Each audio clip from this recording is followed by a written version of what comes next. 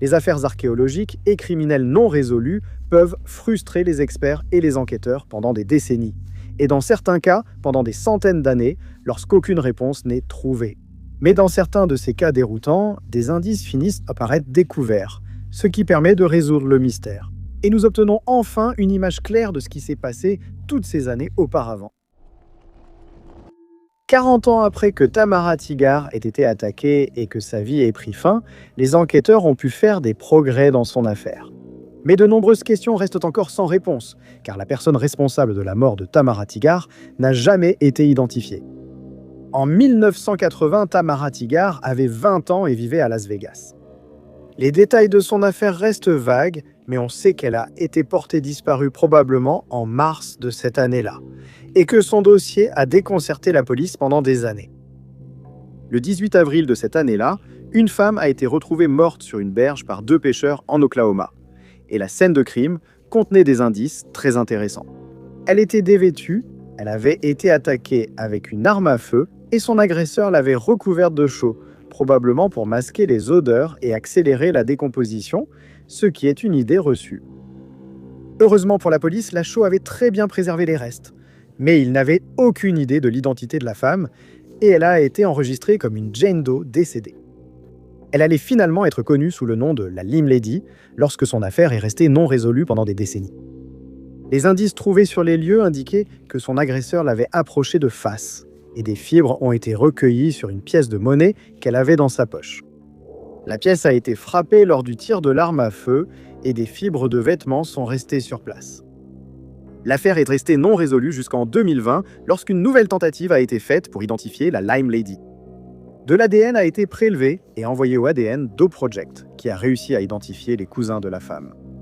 Il a ensuite été découvert que Tamara était la dame à la chaux, et cela a été confirmé grâce aux dossiers dentaires obtenus auprès de l'armée américaine après qu'on ait appris qu'elle avait servi dans l'armée à un moment donné. Les enquêteurs ont finalement établi un lien entre l'affaire de la dame à la chaux et celle de Tamara, et on leur a dit qu'elle était portée disparue depuis mars 1980. Ce jour-là, elle a quitté sa maison à Las Vegas pour une promenade et n'a plus jamais été revue ni entendue. Ses amis et sa famille ne pouvaient pas expliquer pourquoi elle s'était rendue en Oklahoma, mais il est apparu qu'elle aurait pu se rendre dans un bar à Jones, connu pour être fréquenté par des motards. De plus, l'enquête sur la disparition n'a jamais été poursuivie car une femme dans l'Ohio avait volé l'identité de Tamara et on a supposé qu'elle avait été retrouvée. Cet incident a été examiné mais il n'avait aucun lien avec l'affaire Tamara et la femme n'a jamais été arrêtée.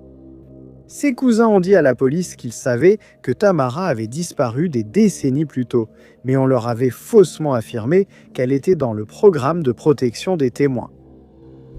Ils ont demandé à toute personne détenant des informations de se manifester pour identifier le coupable. Et toute personne qui pense pouvoir faire avancer l'affaire de Tamara peut contacter le bureau d'enquête de l'État de l'Oklahoma au 800-5228-017. Nous pensons souvent que les techniques d'enquête utilisées, il y a des décennies, sont archaïques et inefficaces.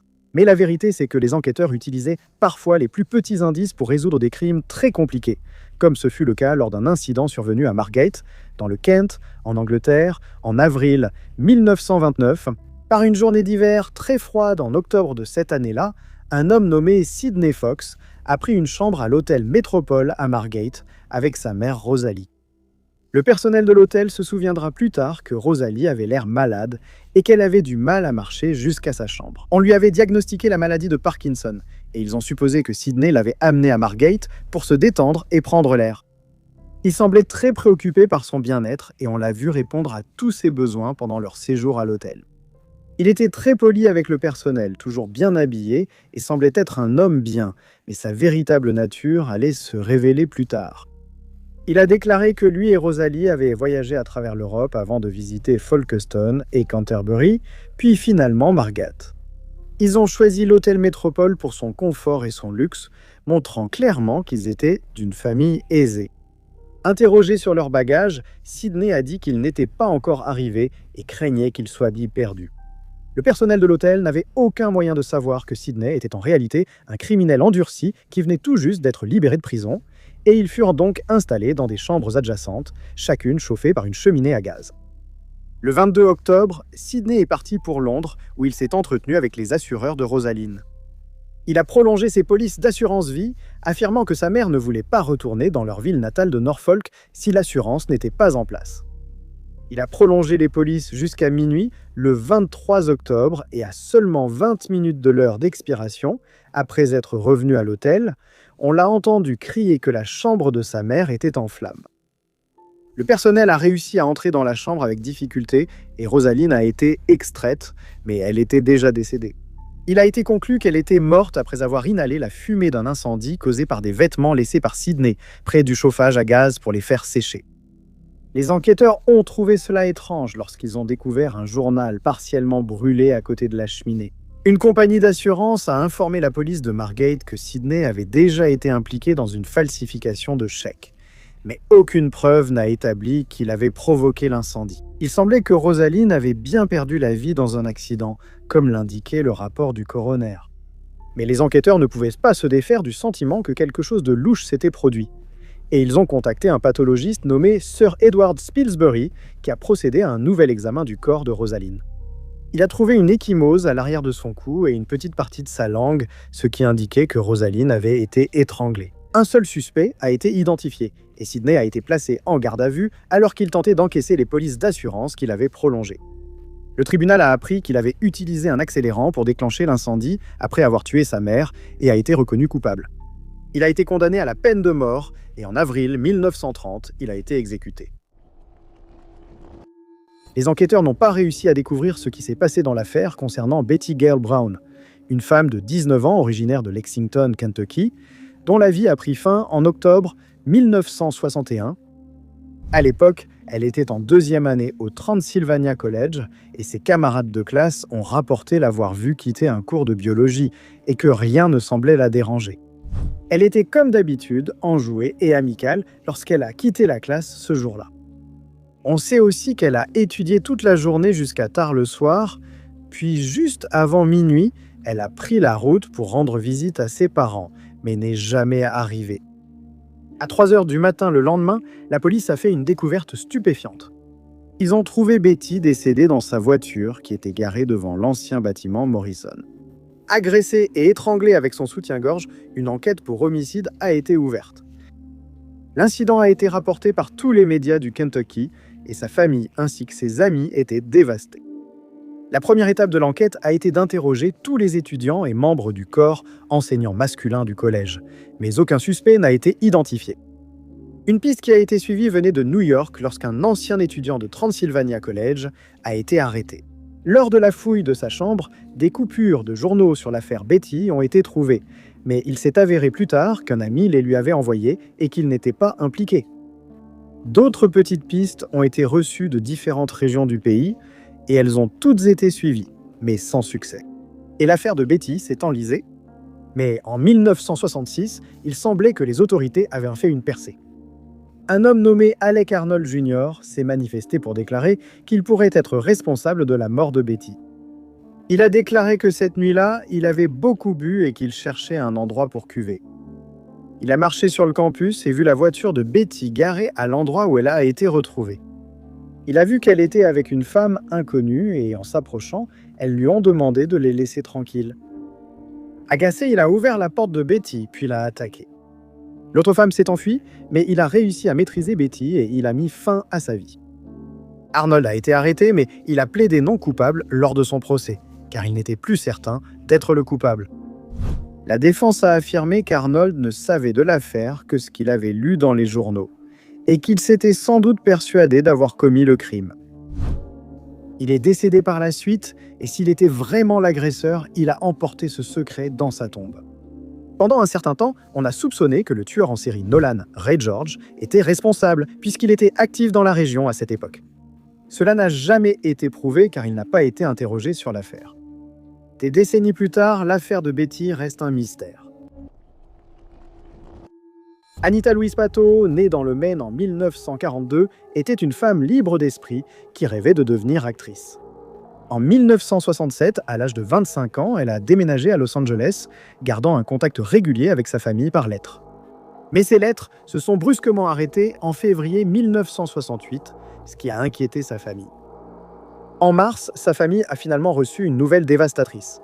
Un corps avait été retrouvé par des garçons qui jouaient dans un champ pétrolier à Huntington Beach. Les enquêteurs ont déterminé que la femme alors non identifiée avait été attaquée dans la nuit du 13 mars. Le vol a été écarté car elle portait toujours ses bijoux. La pluie a effacé la plupart des traces de pneus et d'empreintes laissées par l'agresseur. Mais un mégot et d'autres preuves ont été trouvés.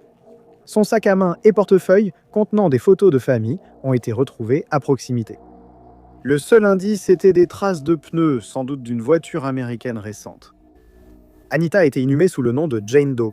L'affaire a été rouverte en 2000, permettant d'obtenir le profil ADN de l'agresseur à partir de la cigarette, sans trouver de correspondance. En 2010, un portrait robot d'Anita a été diffusé et sa petite nièce l'a reconnu, mais la police a ignoré leur signalement. En 2017, la généalogie génétique a permis de relier l'ADN conservé à 4 frères en Californie. L'un d'eux, déjà décédé, Johnny Monroe Crisco, a été identifié comme l'agresseur grâce à un échantillon d'ADN provenant d'une biopsie antérieure. Et enfin, en 2020, grâce à de l'ADN prélevé sur un parent éloigné, Anita a été confirmée comme la Jane Doe de Huntington Beach, résolvant ainsi le mystère et apportant enfin un apaisement à sa famille. Selon ceux qui la connaissaient, Garnett Jane, âgée de 33 ans, était une enseignante respectée en économie domestique au Portland High School en 1950. Et elle était appréciée tant par ses élèves que par ses collègues enseignants. Elle était en train d'obtenir son master et, selon ses amis et sa famille, elle attendait avec impatience le prochain chapitre de sa vie. Toujours ponctuelle, ses collègues se sont inquiétés quand elle n'est pas venue travailler le 28 février cette année-là. Le secrétariat de l'école a appelé son fixe sans réponse, alors le directeur s'est rendu chez elle pour prendre de ses nouvelles. Il n'aurait jamais pu prévoir ce qu'il a découvert à son arrivée et il a immédiatement contacté les autorités. Il a dit qu'après n'avoir eu aucune réponse à la porte de Garnett, il est allé au garage et a pu regarder par une fenêtre. Et à son grand effroi, il a vu Garnett pendu à la poignée de la portière de sa voiture. Quand la police est entrée dans le garage, ils ont trouvé qu'elle portait une courroie de machine à coudre autour du cou et était perchée sur un genou. Bien que l'affaire ait d'abord semblé simple, la famille n'était pas d'accord et les restes de Garnett ont été exhumés quelques jours après. Et une seconde inspection de ces restes a révélé à un pathologiste qu'elle avait été agressée et étranglée, ce qui a transformé l'affaire en un cas de meurtre. On apprendra plus tard qu'elle a été vue pour la dernière fois la nuit de l'agression, lors d'une réunion de son association étudiante féminine au club de golf local. Avant de rentrer chez elle, elle a demandé à toutes les personnes présentes si elle pouvait leur offrir un verre, puisqu'elle avait $40 sur elle, puis elle est partie. La police a déclaré ne pas avoir retrouvé le portefeuille ni le permis de conduire de Garnett, probablement volé par son agresseur. Malheureusement, au moment où l'affaire a été requalifiée en homicide, de nombreuses personnes étaient déjà venues chez Garnett, et toute preuve qui aurait pu se trouver dans le garage avait été contaminée par des visiteurs curieux. De plus, la petite quantité de preuves recueillies a été mal stockée et mal manipulée, rendant toute chance d'identifier le coupable pratiquement impossible. La machine à coudre, la veste déchirée de Garnett et ses gants ont été récupérés, et il a été noté qu'il y avait du matériel biologique à l'extérieur de sa voiture. Lorsque l'affaire a été rouverte des années plus tard, toutes les preuves matérielles recueillies avaient disparu, rendant impossible la récupération de tout ADN présent. Les enquêteurs n'ont jamais perdu espoir de retrouver un jour quelque chose. Et en 2019, ils ont reçu des informations selon lesquelles certaines preuves matérielles pourraient exister ailleurs, bien que les autorités aient refusé de donner plus de détails sur cette piste. On espère maintenant que de l'ADN sera retrouvé et que l'agresseur de Garnett sera enfin identifié afin qu'il puisse faire face aux conséquences de ses actes. Une personne d'intérêt a été identifiée, bien que le nom de cet homme n'ait pas été révélé au public. Pour l'instant, l'affaire de Garnett reste non résolue, mais on espère toujours que cela changera bientôt. L'affaire concernant le meurtre de Roxanne Wood, âgée de 30 ans en février 1987, est restée non résolue pendant des décennies. Et les femmes vivant à Niles, dans le Michigan, où le crime a été commis, vivaient dans la peur d'être la prochaine victime puisque le coupable restait non identifié. L'affaire a commencé le 20 février de cette année-là, après que Roxanne et son mari Terry ont décidé de sortir pour la soirée. Une fois leur travail achevé, ils sont rentrés, se sont préparés, puis sont partis au restaurant dans des voitures différentes. Ils ont dîné puis sont allés dans un bowling voisin où Terry s'entraînait pour sa ligue. Roxane a quitté le bowling 45 minutes avant que Terry ne rentre chez lui, et il a été horrifié par ce qu'il a découvert en arrivant. Lorsqu'il est entré dans la cuisine, il a trouvé Roxane allongée sur le sol, décédée. Il a aussitôt appelé la police, qu'il a interrogée pendant l'examen de la scène de crime. Étrangement, aucune preuve d'intrusion n'a été trouvée, et quand Terry s'est énervé lors de l'interrogatoire, il a été considéré comme suspect. Emmené au commissariat pour un interrogatoire, il a aussitôt demandé un avocat, renforçant les soupçons des enquêteurs. Un enquêteur était si persuadé de la culpabilité de Terry qu'il a affirmé ne pas se reposer tant qu'il ne serait pas en prison à vie. Mais les familles de Terry et de Roxane étaient certaines de son innocence car c'était un homme bien qui aimait sa femme. Aucune preuve n'a pu être trouvée pour condamner Terry, ou qui que ce soit d'autre, et l'affaire a donc fini par s'enliser. De l'ADN avait été prélevé sur les lieux, mais comme la technologie nécessaire n'existait pas à l'époque, cela n'a pas permis de faire avancer l'enquête. Mais en 2020, l'affaire a été réexaminée par le professeur Ashlyn Kirsten et des étudiants de Western Michigan University, ainsi que par la police d'État du Michigan. Le dossier de l'affaire a été étudié en profondeur et transféré sous format numérique, ce qui a permis de voir facilement qui avait été interrogé, à quel moment cela avait eu lieu et quelles preuves avaient été recueillies. Ces fichiers numériques ont ensuite été remis à la police et les enquêteurs ont travaillé avec des généalogistes génétiques qui ont commencé à analyser la petite quantité d'ADN recueillie en 1987. Au début, il était douteux qu'il y ait suffisamment d'ADN pour faire avancer l'enquête. Et en effet, après des mois de tests, rien de nouveau n'a été découvert. Mais des experts ont pu établir un profil génétique, ce qui leur a permis de créer un arbre généalogique de l'agresseur de Roxane. La police a ainsi identifié Patrick Gillum, un habitant de South Bend, dans l'Indiana. Il habitait près de la scène du crime lors de la mort de Roxane. Mais d'autres preuves étaient nécessaires pour le considérer comme suspect. On a appris que Gillum était un gros fumeur, et pendant que les détectives le surveillaient, ils ont pu récupérer un de ses mégots de cigarettes devant une laverie automatique après qu'un enquêteur en civil ait engagé la conversation avec lui. Interrogé en 2021, Gillum a vu la photo de Roxane, mais a affirmé ne l'avoir jamais vue. Peu après, l'ADN sur sa cigarette l'a placé chez Roxane lors de l'agression. Il a été arrêté tout en clamant son innocence. Gillum a déclaré ne pas se souvenir d'avoir tué Roxane, mais il a plaidé sans contester les faits à son procès. En avril 2022, il a été reconnu coupable et condamné à 23 ans de prison, mettant ainsi fin à un mystère qui durait depuis 35 ans. En 2018, Gavin Octaviano, âgé de 22 ans, était connu pour être un homme extrêmement intelligent et sympathique, qui étudiait la biologie à San Francisco. Il était extrêmement dévoué à ses études, mais en novembre de cette année-là, il s'est rendu chez sa famille pour célébrer Thanksgiving avec eux. Le lendemain, lui et sa famille ont décoré le sapin de Noël, puis il est allé dîner avec des amis et son cousin dans la soirée. Il a dit à sa mère qu'il ne rentrerait pas tard et qu'elle le verrait plus tard, avant de partir dans la voiture de sa sœur. Mais le lendemain matin, n'étant pas rentré, sa famille s'est inquiétée car il les aurait prévenus s'ils comptaient dormir ailleurs. Ils ont contacté la police et signalé la disparition pour lancer les recherches. La frontière entre San Francisco et Dali a été fouillée, sans résultat.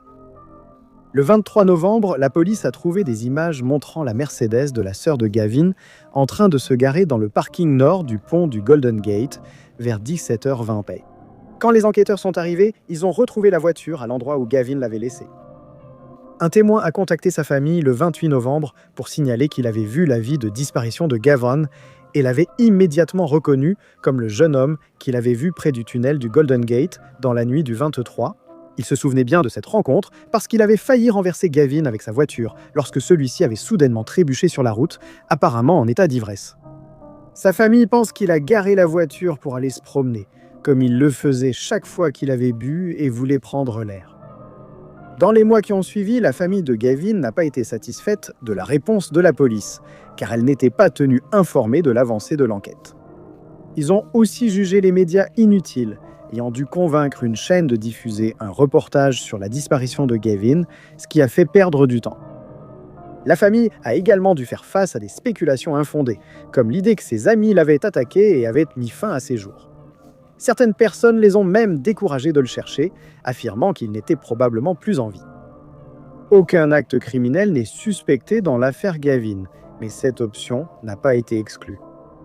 Si vous avez aperçu Gavin ou si vous savez où il pourrait se trouver, veuillez contacter sa famille au 4156728 929. Lorsque Napoléon Bonaparte menait campagne en Égypte en 1799, lui et ses soldats ne pouvaient pas s'attendre à faire l'une des découvertes archéologiques les plus importantes de toute l'histoire. Un groupe de soldats français est tombé par hasard sur la pierre de Rosette alors qu'ils creusaient les fondations d'une structure ajoutée au fort Julien dans le delta du Nil, et ce qui s'est passé ensuite fut vraiment remarquable. On a découvert que le texte gravé sur la pierre servait de clé pour comprendre les textes égyptiens retrouvés en Égypte, et il pouvait enfin être traduit. Cela a permis aux historiens de comprendre comme jamais auparavant la culture de l'Égypte ancienne, les événements historiques et les personnages importants qui ont vécu en Égypte il y a très longtemps. Il est rare qu'une telle clé soit découverte, et si la pierre de Rosette n'avait pas été retrouvée, nous en saurions beaucoup moins sur l'Égypte ancienne qu'aujourd'hui. Une telle clé s'est également révélée essentielle pour résoudre une énigme similaire, même si celle-ci concerne non pas les Égyptiens, mais les Vikings. En 2014, un runologue norvégien nommé K. Jonas Norby, menait des recherches sur un code complexe créé par les Vikings vers le XIe ou le XIIe siècle. Des archéologues avaient mis au jour environ 80 inscriptions dans un code indéchiffrable, connu sous le nom de code de Jotunviller. Ces runes et inscriptions contenant le code ont été retrouvées partout en Europe, mais personne ne connaissait leur signification ni comment les déchiffrer. Il a été suggéré qu'il pourrait servir à déchiffrer un alphabet runique, mais sans référence, peu de progrès ont été faits pour percer ce mystère. Jusqu'en 2014, lorsque Norby a décidé d'examiner de plus près un morceau de bois découvert à Bergen en Norvège. Il s'est rendu compte que 2 hommes du Nord avaient utilisé des runes nordiques normales et le code Jotunviller pour inscrire leur nom sur le bois. Sachant que leurs noms étaient Sigurd et les France, Norby a pu utiliser les runes de ces lettres pour déchiffrer le code Jotunviller. Mais ce ne serait pas une tâche facile, car il restait encore à comprendre comment le code était lié aux runes normales utilisées à l'époque. Avec le temps, il a compris que le code était assez simple. Il devait seulement échanger le signe de la rune avec le dernier son de son nom. Et donc si le nom de la rune se termine par la lettre R, la rune correspondante dans le code Jotunviller serait R, et ainsi de suite. En utilisant cette solution, il a finalement pu lire le texte ancien qui avait longtemps intrigué les historiens. Mais il y avait un piège. Comme beaucoup de runes normales se terminent par la même lettre, il a fallu un certain temps pour comprendre à quelle rune il était fait référence. Lorsque tous ces textes ont ensuite été déchiffrés, il est apparu que le code était utilisé par des personnes de tous horizons, et parfois pour exprimer l'amour, la tristesse ou la joie. Un texte dit ceci, je cite, « J'aime tellement la femme d'un autre homme que les vastes montagnes en frémissent. Merveilleuse femme aux anneaux, nous nous aimons tellement que la terre explose. » Certains textes étaient accompagnés de dessins d'animaux, de personnes et parfois de gribouillis sans signification. On pense que le code a été utilisé jusqu'à environ l'an 1000 en Europe du Nord et en Scandinavie jusqu'au XVe siècle. En 1982, Eilingi Laurence Barak, connue de ses amis sous le nom d'Orla, est devenue veuve lorsque son mari est décédé. Et elle est restée veuve jusqu'à l'âge de 61 ans lorsque, en 1996, l'étrange affaire de sa disparition a commencé. On la décrivait comme une femme très organisée, qui avait une routine bien établie et qui s'en écartait rarement. En avril 1996, elle vivait dans un cottage dans le comté d'Edmonton, dans le Kentucky, près de la rivière Nolan, et elle avait un petit chien appelé Fifi pour lui tenir compagnie. Le 12 avril, elle a quitté son domicile le matin pour aller chez un chiropracteur où elle avait rendez-vous. Après la consultation, elle est allée dans un salon de bronzage puis chez un homme à tout faire qui travaillait pour elle au cottage. Sa famille pensait qu'elle était rentrée, mais a été choquée quand Orla les a appelés pour annoncer qu'elle n'irait pas à Francfort voir son frère Pete comme prévu. Elle a parlé à l'épouse de Pete qui n'a pas demandé la raison de l'annulation. On sait qu'elle a ensuite quitté le cottage de nouveau vers 14h30 pour promener Fifi. On la voyait souvent promener son chien dans les environs du parc national de Mammoth Cave et elle l'a fait à nouveau ce jour-là. Plus tard, un groupe d'adolescents dira avoir vu Orla s'arrêter pour leur parler devant leur cabane. Elle et Fifi sont rentrées chez elle et on suppose qu'elle se préparait à se coucher. Elle a tiré les stores, changé le sac poubelle, retirer son dentier et allumer une cigarette. Le week-end suivant, elle n'est jamais sortie de son cottage, ce qui a inquiété son voisin, et le lundi, il a contacté la police pour demander qu'on aille vérifier qu'elle allait bien. La police d'État du Kentucky a répondu à l'appel et, trouvant le cottage verrouillé, y est entrée de force. Ils n'ont trouvé aucun signe d'effraction, mais le cottage était en désordre, avec des objets éparpillés sur le sol. Fifi a été retrouvée indemne dans sa cage. La voiture d'Orla était toujours garée dans l'allée et ses clés étaient là, mais il n'y avait aucune trace d'elle. Une inspection plus approfondie de sa chambre a révélé de faibles traces de matière biologique et que le drap du dessus de son lit ainsi que son sac à main étaient manquants. Cela a suscité de vives inquiétudes pour le bien-être d'Orla et une recherche a aussitôt été lancée. Les environs de sa maison ne contenaient aucun indice sur ce qui s'était passé et il a été décidé que les étangs et autres zones contenant de l'eau devaient être fouillés. Des plongeurs ont fouillé lacs et étangs, mais encore une fois, sans résultat. Il a été suggéré que l'homme à tout faire d'Orla était impliqué dans sa disparition, mais aucune preuve n'a été trouvée. Toute personne ayant des informations sur cette affaire doit contacter le poste de police d'État du Kentucky à Bowling Green au 2707 822 010. Au cours de la seconde moitié des années 1050, un archéologue britannique de l'université d'Istanbul, nommé James Mellart, menait des recherches sur un site néolithique en Turquie lorsqu'il fit une découverte remarquable. Il a mis au jour un grand établissement appelé Çatalhöyük, et depuis lors, de nombreuses recherches ont été menées sur ce site. On a découvert qu'il avait environ 9000 ans et abritait de nombreuses maisons en briques très rapprochées. Mais le site contenait également de nombreux artefacts différents, tels que des figurines et des œuvres d'art sous forme de fresques murales qui ont fasciné les chercheurs pendant des années. Une fresque murale de 3 mètres de large en particulier a attiré leur attention après qu'un bâtiment de la colonie ait été fouillé dans les années 1960. La fresque différait dans sa composition des autres trouvées, et des efforts ont aussitôt été faits pour comprendre sa signification.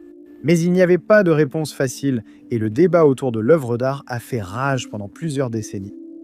Certains chercheurs pensaient avoir trouvé la plus ancienne carte connue, car elle semblait montrer le plan de l'agglomération et les 2 sommets voisins, mais cela restait impossible à prouver.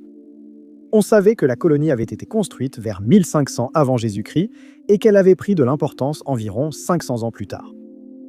Les gens ont vécu dans la colonie pendant au moins 2000 ans sous les 2 sommets du mont Eston, un volcan qui s'élève à environ 3 km de hauteur. Pendant de nombreuses années, l'idée que la fresque représentait une carte de la région a été généralement acceptée, bien que quelques sceptiques affirmaient qu'elle ne montrait en réalité rien de plus qu'un motif décoratif en bas et une peau de léopard plutôt que les 2 sommets de la montagne. Ce n'est qu'en 2013 qu'une théorie plus plausible a été proposée. Axel Schmidt, un volcanologue de l'Université de Californie, a décidé de mener ses propres recherches car il soupçonnait que le mont Hassan avait pu entrer en éruption alors que les colons vivaient encore dans la région. Il a collecté des fragments de roches de la montagne et analysé les dépôts à l'intérieur. On a découvert que la montagne était entrée en éruption il y a environ 9000 ans, période de réalisation de la fresque. De plus, plusieurs miroirs en obsidienne ont été découverts sur le site. Et puisque l'obsidienne ne peut être créée que par un volcan, les miroirs semblent appuyer la théorie de Schmidt. Par conséquent, on pense maintenant que la fresque représente en réalité le moment terrifiant où la montagne est entrée en éruption. Il est probable qu'il y ait eu une série de petites éruptions, donc l'établissement serait resté en grande partie intact, mais les colons vivant sur le site auraient été très inquiets pour leur sécurité. Cela aurait été un événement remarquable, et il est donc compréhensible que quelqu'un ait ressenti le besoin de le commémorer à travers une fresque. Sans aucun doute, les habitants de Çatalhöyük auraient parlé de l'éruption pendant des décennies et auraient de même pu composer des chansons sur cet événement terrifiant. Si cette théorie est correcte, la fresque constitue la plus ancienne représentation d'une éruption volcanique, associée à la plus ancienne carte connue, puisque l'établissement est représenté sur la carte sous les 2 sommets. L'histoire de l'expédition d'Abou-Bakari, qui a eu lieu au XIVe siècle, est très étrange, remplie de spéculations sur la limite du monde et sur un empire qui, à l'époque, était peut-être le plus riche de la planète. Elle concerne Abou-Bakari II, le souverain de l'Empire du Mali, qui a commencé à régner sur le pays en 1310. En vertu de son titre, il contrôlait la majeure partie de l'ouest du continent africain. Et son royaume était très puissant, avec plus d'1 million de personnes vivant sous son autorité. La plupart des richesses du royaume provenaient des mines d'or, dont Aboubakari en possédait 3, ainsi que des plaines qui se sont révélées extrêmement rentables. Mais le nouveau souverain ne se contentait pas de s'asseoir sur son trône et d'enrichir son peuple. Il voulait en savoir plus sur le monde extérieur à l'Afrique. Pour ce faire, il ordonna que 200 bateaux traversent l'océan Atlantique afin de déterminer s'il avait une fin, et si oui, de découvrir ce qui se trouvait au-delà. Il savait que ce serait probablement un voyage périlleux. Alors il ordonna que plusieurs types de bateaux soient construits, chacun accompagné d'une barge de ravitaillement. Chaque barge transportait du grain, de la viande séchée et des fruits conservés pouvant durer jusqu'à 2 ans. On leur remit de l'or, du coton et d'autres objets à échanger en chemin s'ils trouvaient des partenaires commerciaux. Aboubakari attendit patiemment le retour des bateaux, mais il fut consterné lorsqu'un seul revint. Le capitaine déclara qu'après avoir navigué ce qui lui sembla une éternité, le groupe tomba sur ce qu'il décrivit comme une rivière au milieu de l'océan. Il ajouta qu'elle avait un courant extrêmement fort qui s'empara des bateaux et les emporta au loin. L'un après l'autre, les bateaux entrèrent dans cette étendue d'eau, et tous, sauf un, furent emportés par le courant.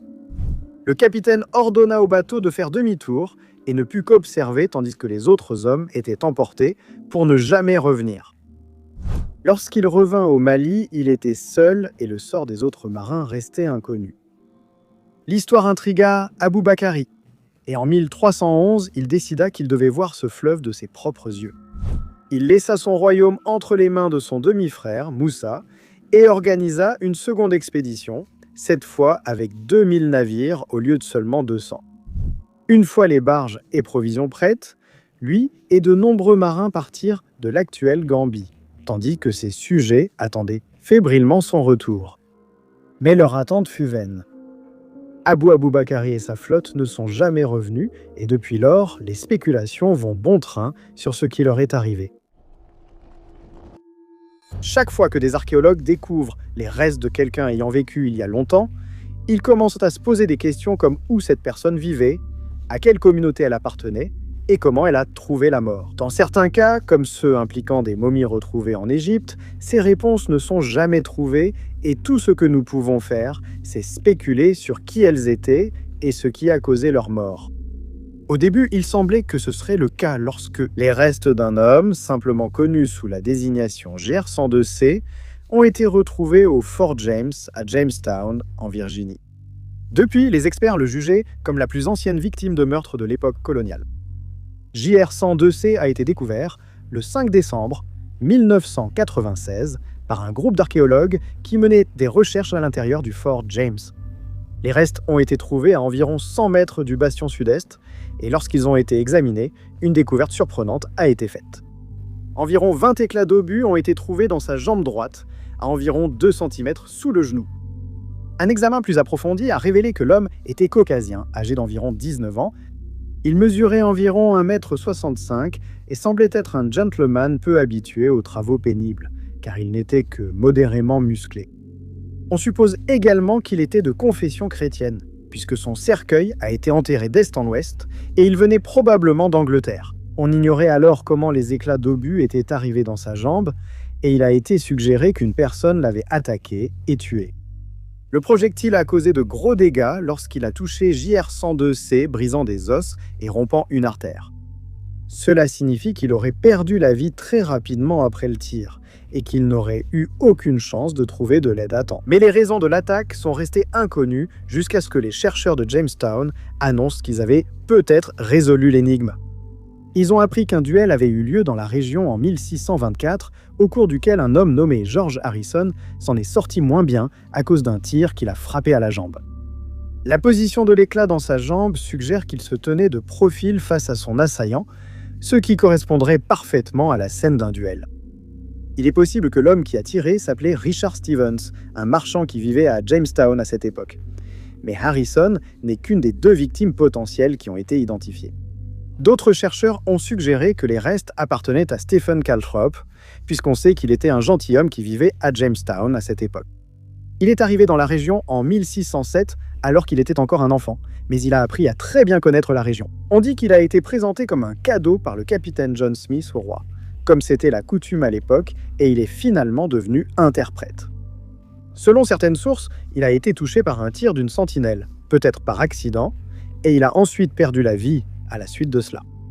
Mais la plupart des chercheurs affirment avec certitude que les restes appartenaient à George Harrison et qu'il a trouvé la mort lors d'un duel. Le capitaine de la Royal Air Force Mansell R. James, âgé de 25 ans, originaire de l'Ontario, au Canada, était reconnu comme un aviateur expert. Il était membre de la Royal Air Force pendant la Première Guerre mondiale, au cours de laquelle il a abattu 11 avions ennemis et il était très respecté par ses pairs. Cependant, sa passion pour le vol dépassait le cadre militaire. Et en mai 1919, il s'est rendu aux États-Unis pour participer à une compétition organisée par le Boston Globe.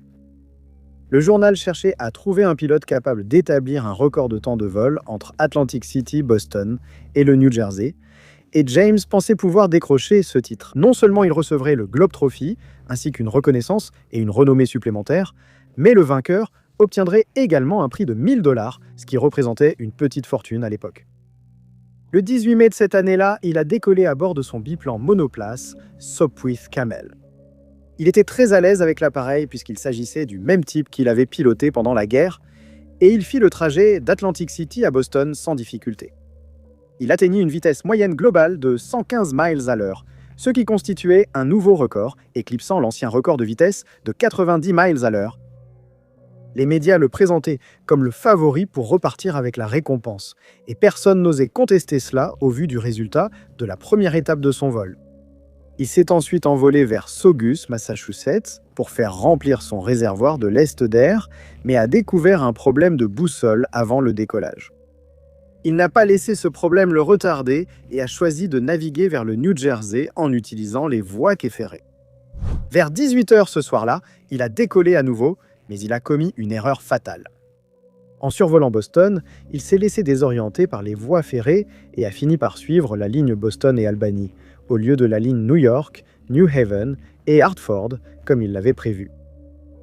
Au lieu de se diriger vers le New Jersey, il a commencé à voler vers le Massachusetts et environ 90 minutes plus tard, il a atterri à Tübingen. Il a sans doute compris son erreur, mais a préféré passer la nuit à Tübingen plutôt que de repartir. Le lendemain matin, il est parti pour Long Island, New York, afin d'atterrir à Mitchell Field et ravitailler son avion. Il reprendrait ensuite le reste du trajet vers le New Jersey, et avant de décoller, il a déclaré qu'il suivrait la rivière Housatonic. Mais il n'est jamais arrivé et on a supposé qu'il avait changé ses plans et décidé de voler vers Toronto, au Canada. Lorsqu'il est resté introuvable, des recherches ont été organisées, mais personne n'avait la moindre idée d'où commencer à chercher James, puisqu'on ignorait dans quelle direction il était parti.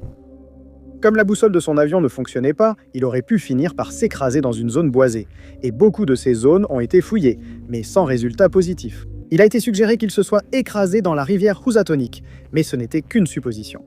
Plusieurs pistes ont été suivies dans les années qui ont suivi, mais aucun signe de James n'a jamais été retrouvé et son sort reste inconnu à ce jour.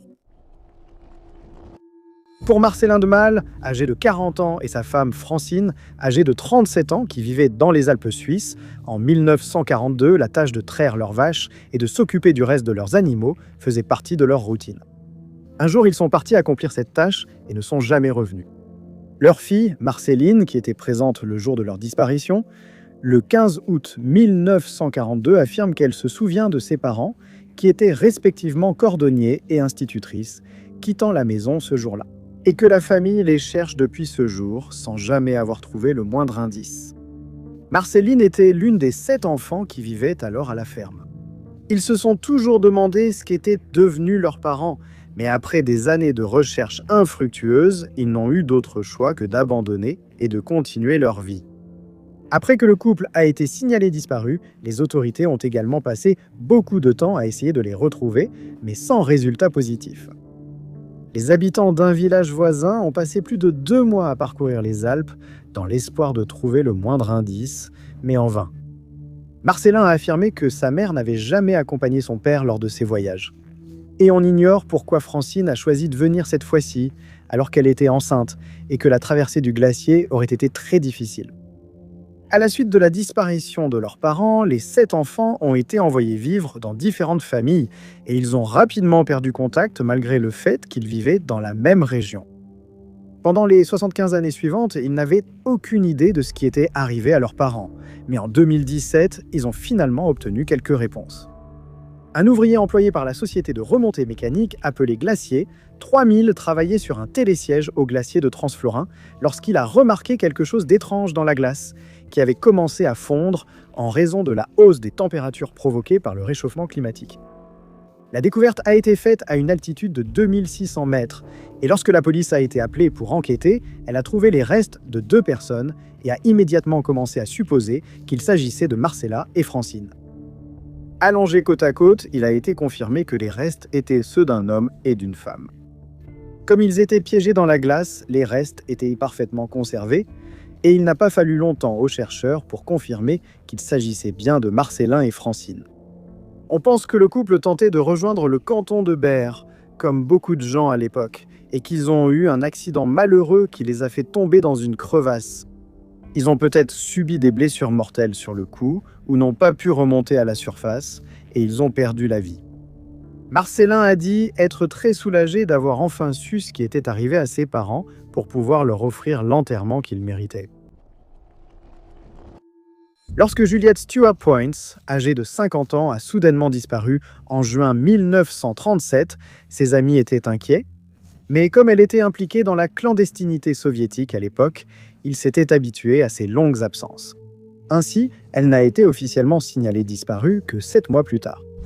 Mais on pense qu'à ce moment-là, il était déjà trop tard et qu'elle avait probablement perdu la vie. On sait que le 5 juin de cette année-là, Juliette vivait dans un appartement à l'American Women's Club à New York. Il a également été révélé que ce jour-là, elle y reçut un appel téléphonique de quelqu'un et peu après avoir raccroché, on l'a vu quitter l'appartement, sans jamais revenir. En octobre cette année-là, son propriétaire a constaté qu'elle ne payait plus son loyer et que son courrier restait non récupéré depuis 4 mois. Il a contacté l'une de ses amies, Mary McDonald, et l'a informée que Juliette était introuvable. Elle a alors contacté un avocat nommé Elias Lieberman qui travaillait sur la succession du défunt mari de Juliette, et ensemble ils se sont rendus à son appartement. À l'intérieur, rien de suspect n'a été trouvé. L'appartement était propre, bien rangé, avec ses vêtements, bagages, passeports, cartes d'identité et livrets bancaires toujours présents.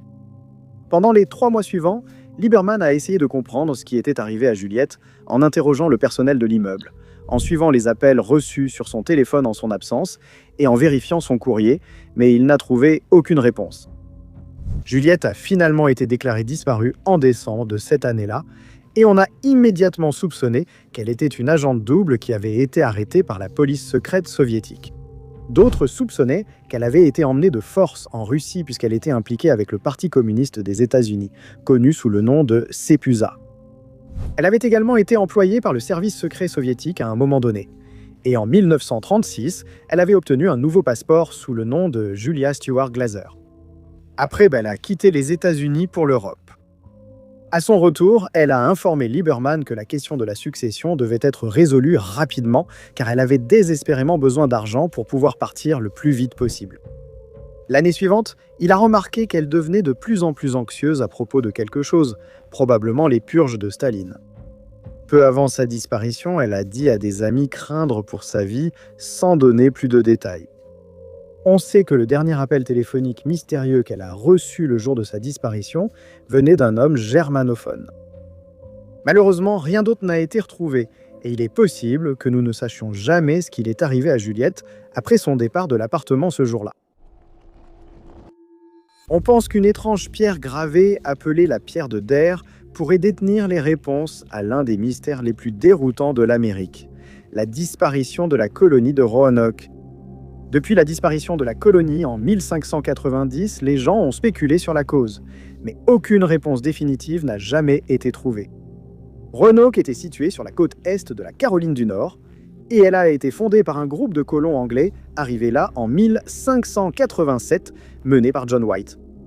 Quand les provisions du groupe ont diminué, White a choisi de rentrer en Angleterre, promettant de revenir avec tout le nécessaire pour la colonie.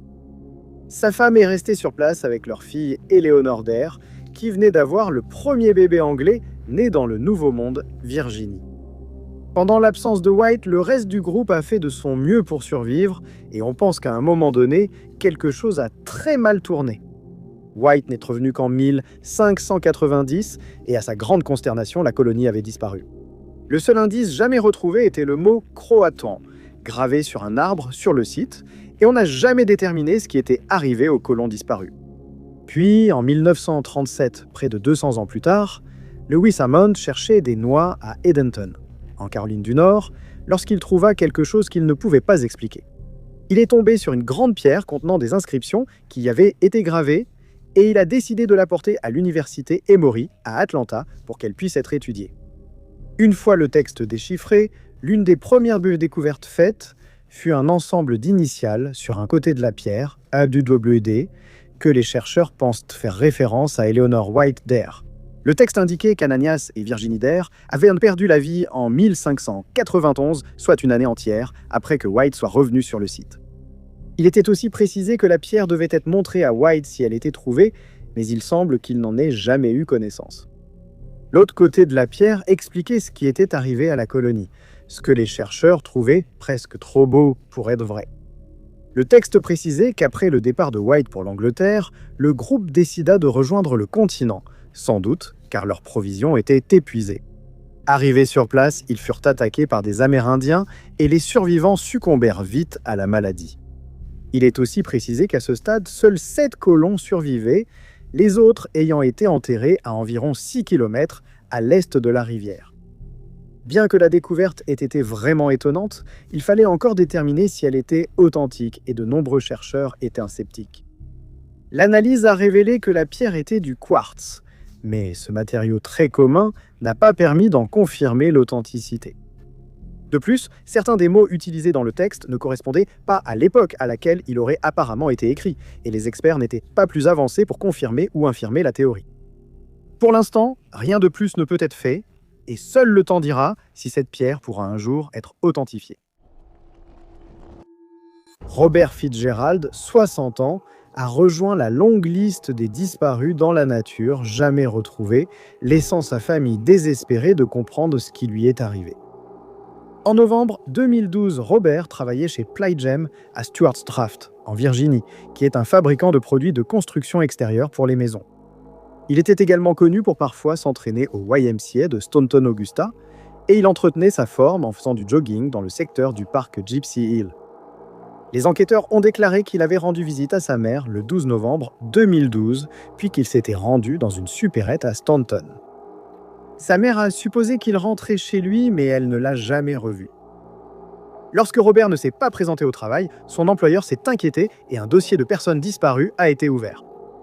Les détails entourant son affaire ont beaucoup inquiété sa famille et ses amis, car il semblait s'être littéralement volatilisé.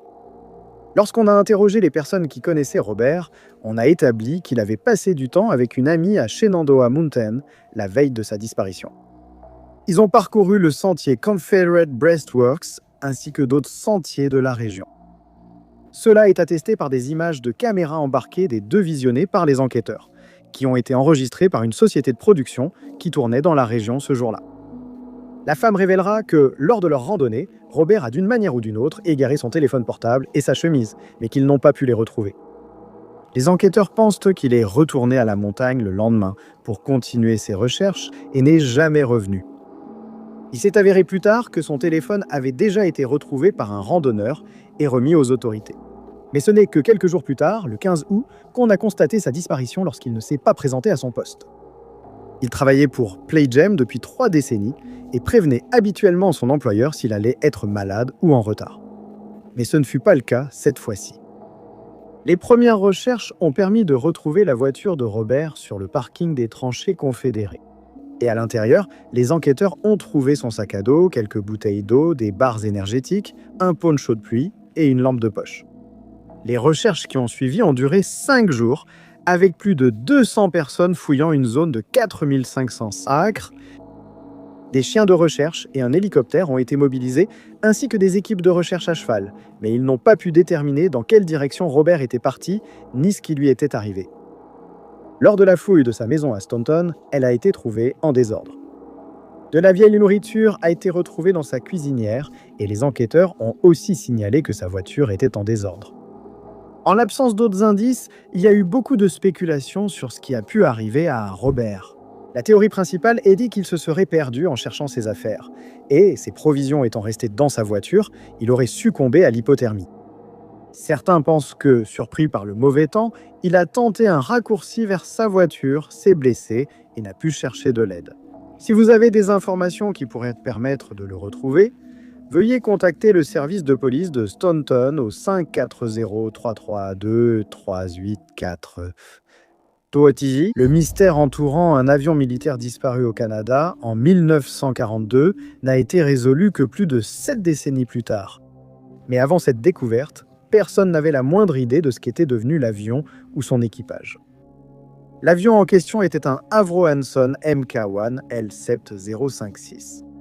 Le matin du 30 octobre de cette année-là, son pilote et 3 autres membres d'équipage sont montés à bord de l'appareil et ont décollé pour effectuer un exercice de navigation au-dessus de la baie Patricia, en Colombie-Britannique, au Canada.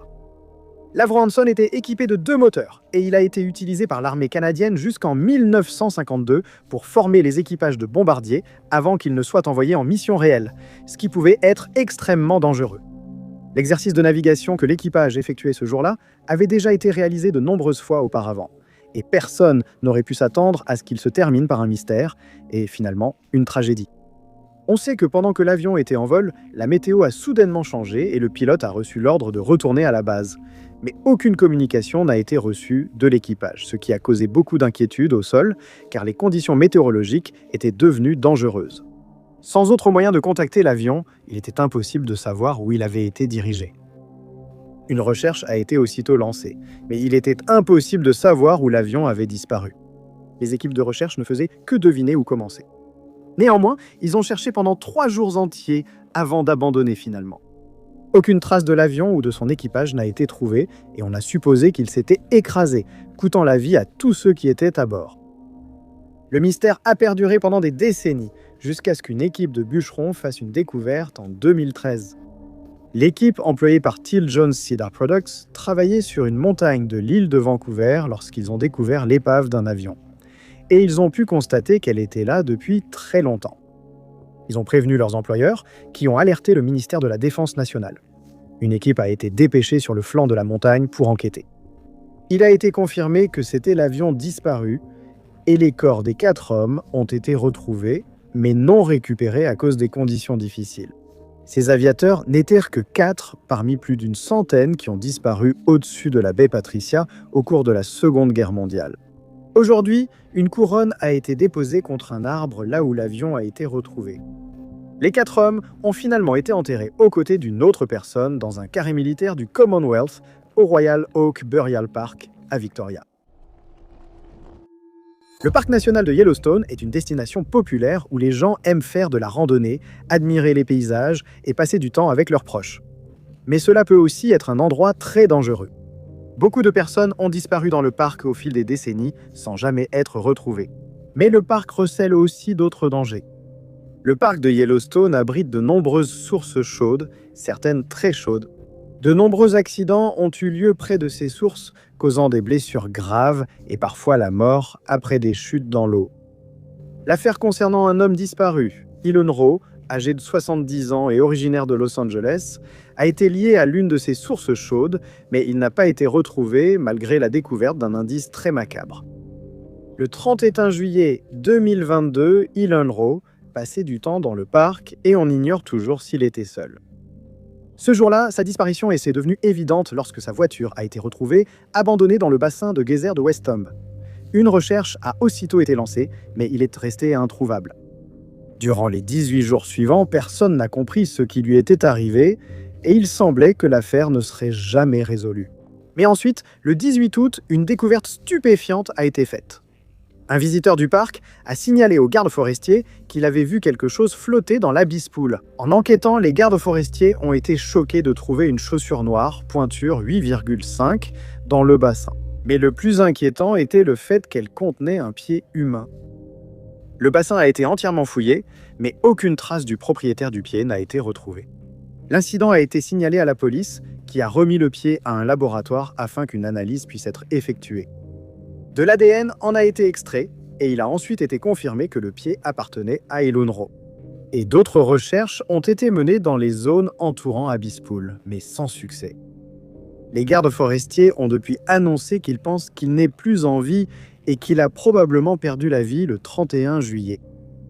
Ils ont également détaillé leur découverte de la voiture de Rose, déclarant qu'ils avaient identifié 3 véhicules dans la zone qui semblaient abandonnés, mais que 2 ont ensuite été récupérés et qu'il ne restait que le SUV Kia Niro de Rose. Lors de la fouille, son ordinateur portable, des photos, une carte, un recueil de poèmes et son portefeuille contenant 447 $ ont été retrouvés.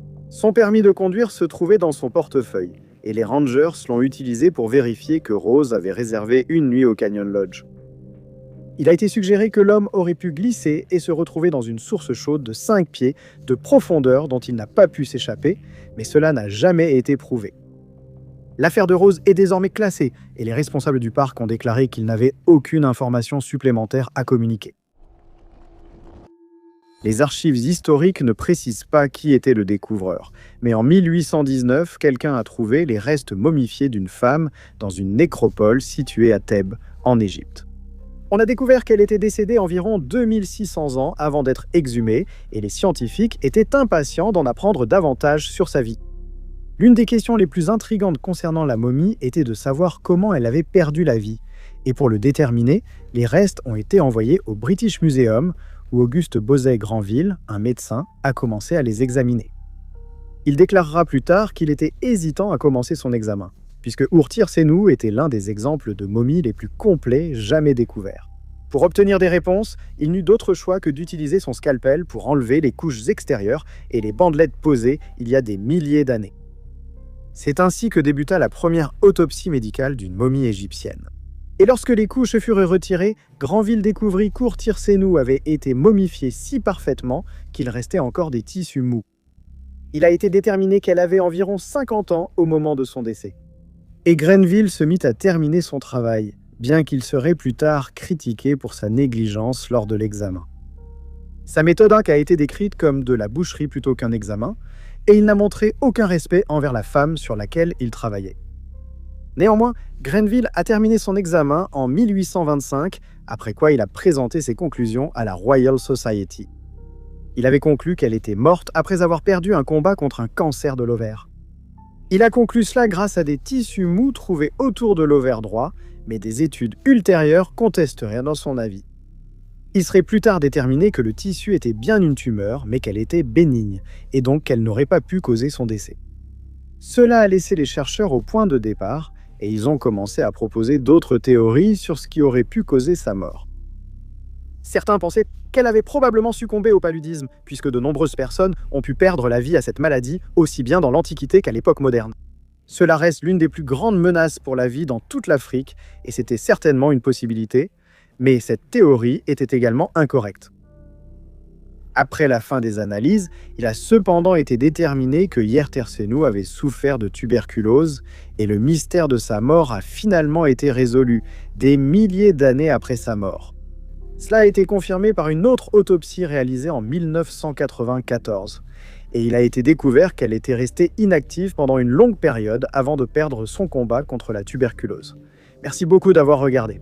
Si vous avez aimé cette vidéo, n'oubliez pas d'appuyer sur le bouton « J'aime ». N'oubliez pas non plus de vous abonner et de cliquer sur la cloche de notification pour rester informé de toutes nos prochaines vidéos. Mais je m'appelle Top 5 Unknowns et je vous retrouve dans la prochaine vidéo.